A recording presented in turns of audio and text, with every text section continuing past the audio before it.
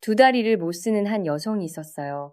걸을 수가 없어서 산을 넘을 때 다른 사람들이 번갈아 업고 넘었다고 해요. 한 사람이 조금 업다가 힘들면 다음 사람으로 그렇게 3번을 갈아가면서요. 그 험한 산길을 꼬박 1시간을 넘어서 이분은 이 나라에 왔습니다. 북한을 떠나온 탈북민이에요.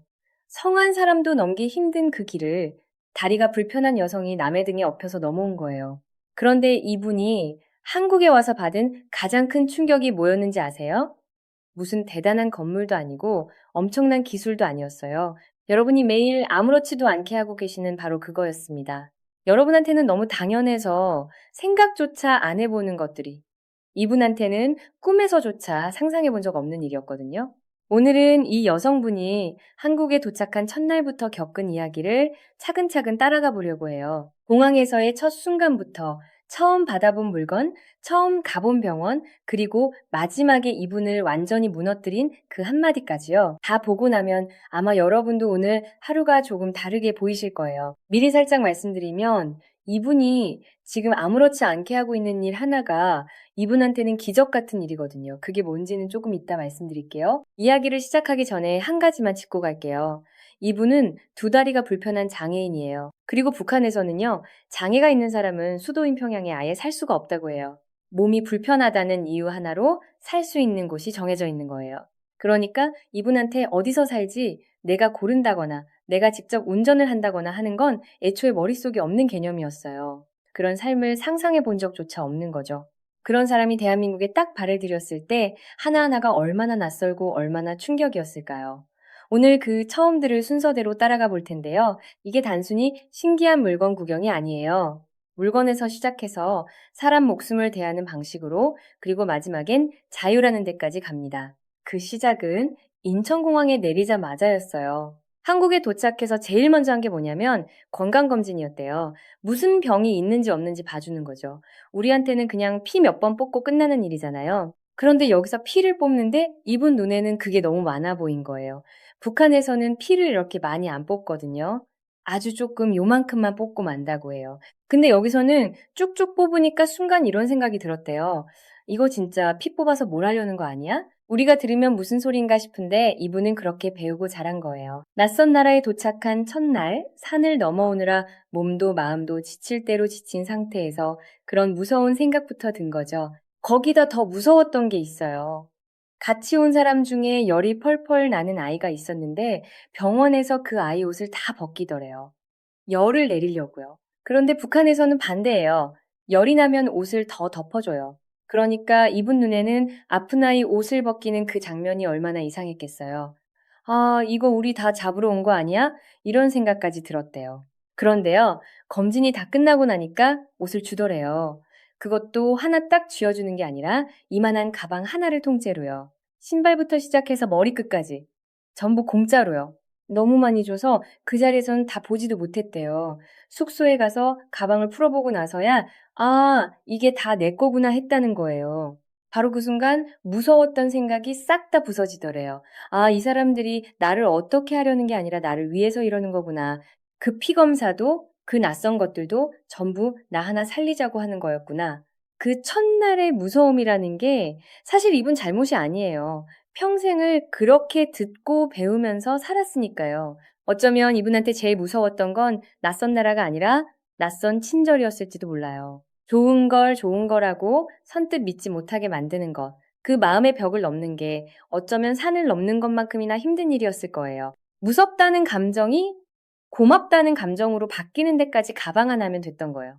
근데 이건 정말 시작에 불과했어요. 한참 뒤에 이분들이 이제 사회로 나올 때쯤 여성들한테 물건을 하나 고르라고 했대요. 화장품을 가질 사람은 화장품, 드라이기를 가질 사람은 드라이기. 둘 중에 하나요. 그런데 이분이 드라이기를 보고 이게 뭔지를 몰랐어요. 태어나서 처음 본 거예요. 이게 뭐 하는 물건이지? 하고 한참을 보고 있는데 옆에 중국에서 살다 온 분이 알려줬대요. 언니, 이거 머리 말리는 거예요. 그제서야, 아, 머리 말리는 물건이구나 한 거죠. 자, 여기서 이분이 어떤 선택을 했을 것 같으세요? 화장품이냐, 드라이기냐? 이분은 이렇게 생각했대요. 화장품은 쓰면 없어지지만 드라이기는 평생 가지고 있을 수 있잖아요. 그래서 드라이기를 골랐어요. 이분은 딸하고 같이 한국에 왔는데 딸은 화장품을, 엄마인 이분은 드라이기를 골랐대요. 그리고 이 대목이 진짜 뭉클한데요. 그때 고른 그 드라이기를 지금도 쓰고 있대요. 그 오래전에 고른 그거를요. 우리한테 드라이기가 뭐예요? 욕실에 그냥 걸려 있는 거잖아요. 고장나면 버리고 새로 사는 거고요. 그런데 어떤 사람한테는 그게 태어나서 처음 가져보는 물건이고 몇 개 안 되는 것 중에서 평생 간직할 것 하나를 고르는 그런 선택이었어요. 여러분 집 욕실에 아무렇게나 걸려 있는 그 드라이기가 누군가한테는 그런 의미였던 거예요. 우리는 정말 너무 당연하게 살고 있죠.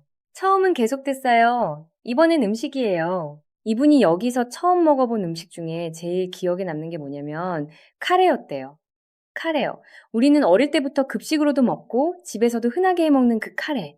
이분은 그걸 대한민국에 와서 태어나 처음 먹어봤고 그게 제일 맛있었다고 해요. 재밌는 게 하나 있어요. 나중에 사회에 나와서 바깥 식당밥을 먹어보니까 오히려 정착교육받던 시설에서 먹던 밥이 더 맛있더래요. 거기서는 반찬 가짓수도 많고 눈치 볼 것 없이 마음껏 퍼먹을 수 있었으니까요. 좋은 식당에 데려가줘도 자리가 어렵고 낯설어서 그랬는지 입에는 잘 안 맞았다는 거예요. 생각해보면 이 말도 배고를 걱정 없이 마음 편하게 먹는 게 얼마나 큰 건지 아는 사람만 할 수 있는 말이잖아요. 그리고 한 번은 높은 빌딩 위에 있는 식당에 데려가 줬대요. 창밖으로 도시가 쫙 내려다 보이는 그런 곳이요. 거기서 나오는 음식들이 북한에서는 본 적도 없는 것들이었어요. 그런데 이분이 한 말이 마음에 남아요. 북한에서 자기는 평민이었대요. 평양에 가도 아주 특별한 날에나 좋은 식당 한번 가볼까 말까. 그런 데는 최고 위층이나 가는 곳이지 평민은 꿈도 못 꾸는 곳이었어요. 그런데 지금 평민이었던 자기가 그것도 탈북해서 온 사람이 그런 자리에 앉아서 밥을 먹고 있는 거예요. 또 하나 재밌는 건요. 이분이 한국에 오기 전에 먼저 온 분들이 영상통화로 서울 풍경을 찍어서 보내준 적이 있대요. 그때 화면으로 본 서울은 가까이 찍어서 그런지 진짜 웅장하고 멋있었대요. 그런데 정작 빌딩 위에 올라가서 직접 내려다보니까 오히려 도시가 작게 보이더래요. 너무 높은 데서 보니까 그 큰 건물들이 다 자잘하게 보이는 거예요. 화면으로 볼 때랑 내 눈으로 볼 때가 이렇게 다르구나. 서울이 이렇게 크구나. 그런 걸 그때 처음 느꼈다고 해요. 그리고 이거 재밌는 게 그렇게 높은 데서 서울을 한번 내려다보고 나니까 이제는 어디를 가도 여기는 우리 서울보다는 못하네. 이런 생각이 든대요. 어느새 서울이 기준이 돼버린 거예요. 빌딩 위에서 도시를 내려다보면서 이분이 그랬대요. 이런 데도 우리가 오는구나. 이게 그냥 밥이 맛있다는 이야기가 아니에요. 여기서는 내가 그런 대접을 받아도 되는 사람이구나. 내가 어떤 신분이든 어디서 왔든 저 자리에 앉아도 되는구나. 태어나서 처음으로 그런 걸 느낀 거예요. 우리는 식당 가서 좋은 자리에 앉는 거 아무렇지도 않잖아요. 내가 여기 와도 되나 이런 생각 안 하죠. 그런데 그 당연함이 어떤 사람한테는 평생 처음 받아보는 대접이에요. 그런데 이제부터가 진짜예요. 이분이 몸이 불편하다 보니까 치료받으러 병원을 정말 자주 다녔어요. 남들보다 바깥에 나올 일이 많았던 거죠. 그렇게 서울 시내를 다니면서 이분이 재밌는 거랬대요. 높은 아파트를 보면서 층수를 하나하나 세어본 거예요. 하나, 둘, 셋, 이거 몇 층인가? 그렇게 세어보니까 4, 50층짜리 건물이 여기는 이렇게나 많은 거예요. 그게 또 얼마나 신기했겠어요. 여러분은 창밖에 아파트가 몇 층이든 세어볼 생각조차 안 하잖아요. 너무 익숙하니까요. 그런데 누군가는 그 익숙한 풍경을 하나하나 손으로 세어가면서 신기했어요. 그렇게 병원을 다니면서 이분이 도무지 이해가 안 갔던 게 하나 있어요. 주사기예요. 여기서는 주사 한번 놓고 그 주사기를 그냥 버리잖아요. 한번 쓰고 버려요. 우리한테는 너무 당연하죠? 병원 가면 새 주사기 뜯는 거 아무도 이상하게 생각 안 해요. 그런데 북한에서는요, 그 주사기를 3번, 4번씩 소독해서 다시 써요. 그러니까 이분 눈에는 멀쩡한 주사기를 딱 한 번 쓰고 버리는 게 너무 아까운 거예요. 주사기뿐만이 아니에요. 여기서는 뭐든지 한 번 쓰고 버리니까 이분이 속으로 그랬대요. 왜 버리지? 아까운데 저거 저기서 쓰면 되는데. 병원 이야기를 하나만 더 하면요. 북한에서는 엑스레이 같은 걸 찍을 때 불을 다 끄고 어둑어둑한 데서 찍는데요. 그런데 여기 병원은 그것부터가 너무 달라서 이분이 처음엔 여기가 서울이라서 이런가 보다 했다는 거예요. 그런데 다녀보니까 서울이라서가 아니라 그냥 여기 병원들이 원래 다 그런 거였죠.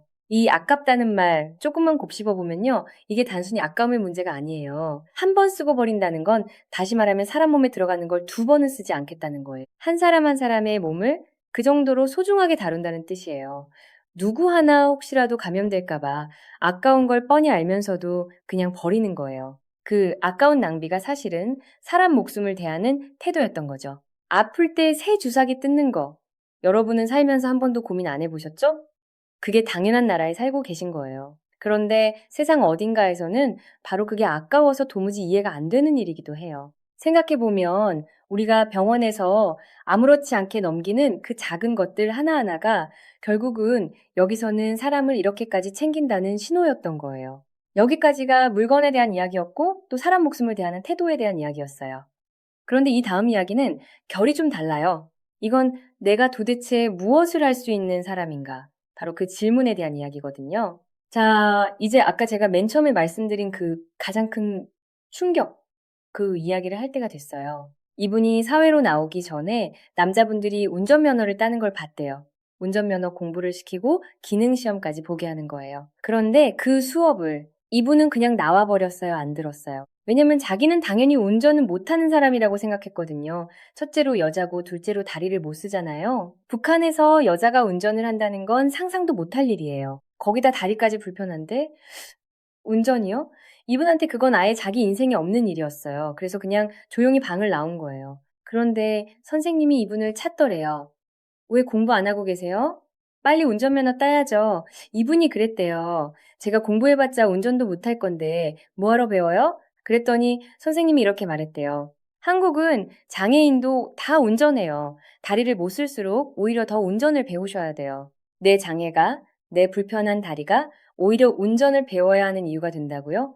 이분은 여기서 정말 크게 충격을 받았대요. 살면서 받은 충격 중에 이게 제일 컸다고 해요. 사실 여자가 운전한다는 것부터가 이분만 놀란 게 아니에요. 같이 온 다른 북한 사람들도 다 같이 놀랐대요. 거기서는 여자가 운전대를 잡는 모습 자체를 보기가 어려우니까요. 한번 생각해 보세요. 이분은 나는 여자다 여기까지만 해도 안 되는 건 줄 알았어요. 거기다 다리도 못 쓴다. 그러면 두말할 것도 없이 못하는 거죠. 그렇게 두 겹으로 포기하고 살아온 사람한테 여기서는 그 두 가지가 아무것도 아니라고 말해주는 거예요. 오히려 더 하라고요. 그래서 이분 어떻게 됐을 것 같으세요? 운전면허 땄어요.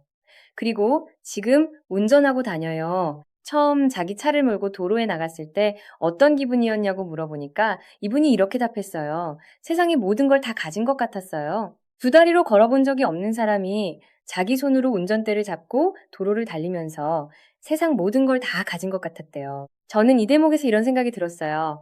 이분이 그동안 접어두고 살았던 게 운전 하나만은 아니었을 거예요. 나는 여자니까, 나는 몸이 불편하니까 하면서 마음속에서 미리 지워버린 것들이 얼마나 많았겠어요. 그런데 그 중에 딱 하나, 운전이라는 문이 열리는 순간 이분은 알아버린 거예요. 나머지도 다 열릴 수 있겠구나. 그러니까 세상 모든 걸 다 가진 것 같다는 그 말은 차 한 대 이야기가 아니에요. 닫혀있던 인생 전체가 열린 이야기였던 거죠. 이분한테 운전대는 그냥 자동차인들이 아니었어요. 평생 나는 안 되는 사람이라고 믿어온 그 마음을 태어나서 처음으로 내려놓게 해준 물건이었어요. 그리고 이 부분이 진짜 마음을 울리는데요. 운전하면서 제일 좋은 게 뭐냐고 물으니까 도로가 좋다거나 차가 좋다거나 그런 게 아니었어요. 네 다리 못 쓰는 사람이 몸성한 사람들이랑 똑같이 나란히 차를 몰 수 있구나. 바로 그 마음이 제일 좋다고 했어요. 사실 이분은 북한에서 차를 타본 적도 없어서 한국 도로가 좋은지 나쁜지도 잘 모르겠대요. 그러니까 이분한테 운전은 길이 좋고 나쁘고의 문제가 아니었어요. 내가 한다는 것, 그 자체였어요. 한때는 산을 넘을 때 남의 등에 업혀야 했던 사람이 이제는 남한테 업히지도 부탁하지도 않고 가고 싶은 데를 자기 힘으로 가는 거예요. 그게 이분한테는 세상 전부였던 거죠. 이분이 그러더라고요. 상상이라는 건 사람들이 꿈에서라도 한 번쯤 그려보는 거잖아요. 그런데 자기는 꿈속에서조차 생각해 본 적 없던 일을 여기 대한민국에서 하나하나 다 이루고 있다고요. 이쯤 되니까 집 이야기도 안 할 수가 없어요. 여기서는 정착할 때 살지역을 신청할 수 있잖아요. 이분이 아주 조심스럽게 물어봤대요. 저 같은 사람도 서울에 신청해도 될까요? 아까 말씀드렸죠? 북한에서는 장애인이 평양에 못 사니까요. 그 감각이 몸에 남아있으니까 서울은 되나, 나 같은 사람이 감이 되나, 이런 생각부터 든 거예요. 그랬더니 이런 답이 돌아왔대요.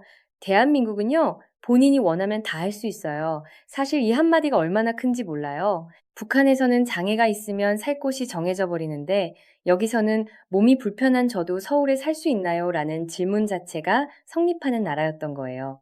원하면 다 된다. 그 말을 이분은 평생 처음 들어본 거예요. 그리고 정말로 원하던 서울을 받았어요. 더 놀라운 건 그 다음이에요. 아침에 짐을 다 붙여놓고 이분은 이런저런 수속을 받느라 오후 늦게야 새 집에 도착했는데요. 가보니까 글쎄 짐이 이분보다 먼저 와서 기다리고 있는 거예요. 북한 같으면 내 짐이 언제 올지 오기는 오는지도 모르는데 나보다 짐이 먼저 도착해 있다는 걸 상상도 못했던 거죠. 그리고 집에 딱 들어갔는데 너무 좋은 거예요. 이분이 북한에 있을 때 당 간부들 집에도 가본 적이 있대요. 그런데 그 사람들 집보다 지금 자기한테 주어진 이 집이 더 좋은 거예요. 이게 진짜 내 집이 맞나? 믿기지가 않았던 거죠. 이분은 그날 너무 피곤해서 그냥 잠들었는데요. 남편분이 아내가 잠든 다음에 혼자 밖으로 나가서 동네를 한 바퀴 다 돌았대요. 왜 그랬을까요? 믿기지가 않아서요? 우리가 진짜 서울에 정착한 게 맞나? 그걸 자기 두 눈으로 확인하고 싶었던 거예요. 저는 그 장면이 자꾸 마음에 남아요. 아내는 지쳐서 잠들고 남편은 한밤중에 혼자 동네를 한 바퀴 걷고요. 누구한테 자랑하려고 걸은 것도 아니에요. 그냥 이 행복이 진짜인지 두 발로 직접 밟아보고 싶었던 거예요. 여러분한테는 그냥 사는 동네잖아요. 매일 지나가는 골목, 매일 보는 아파트 불빛. 그런데 어떤 사람은 그 똑같은 동네를 한밤중에 한 바퀴 돌면서 이게 꿈이 아닌지를 확인했어요. 처음에 제가 뭐라고 했죠?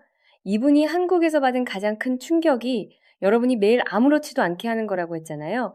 그게 바로 운전이었어요. 우리는 아침에 일어나서 차키 들고 나가는 거 아무 생각 없이 하죠. 아프면 병원 가서 새 주사기로 주사 맞는 거, 내가 살 동네를 내 손으로 고르는 거 다 그냥 당연한 거예요. 너무 당연해서 이게 얼마나 대단한 건지 느낄 새도 없어요. 그런데 누군가한테는 그 하나하나가 세상 모든 걸 다 가진 것 같은 일이었어요. 오늘 이 이야기를 들으신 분들은요, 다음에 운전대를 잡으실 때, 아파서 병원에 가실 때, 그리고 저녁에 우리 동네 골목을 천천히 걸으실 때, 딱 한 번만 오늘 이 여성분을 떠올려 봐 주세요. 사실 이건 이 여성분 한 사람만의 이야기가 아니에요. 우리가 너무 익숙해서 잊고 사는 것들이 실은 누군가는 산을 넘고 목숨을 걸어서라도 갖고 싶어 하는 것들이라는 거예요. 그걸 우리는 그냥 매일 공짜로 누리고 있는 거고요.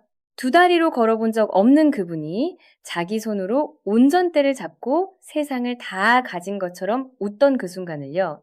우리가 매일 당연하게 누리는 이 평범한 하루가 사실은 얼마나 특별한 건지 오늘만큼은 딱 한 번 느껴보셨으면 좋겠어요. 내일 아침 문을 열고 나설 때 그 평범한 하루가 누군가에게는 가장 큰 꿈이었다는 걸 잠깐이라도 기억해 주셨으면 좋겠습니다.